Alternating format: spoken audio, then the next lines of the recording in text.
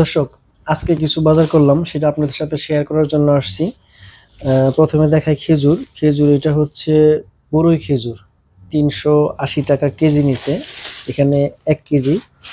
এটা হচ্ছে মালটা, এটা নিচে 320 টাকা কেজি।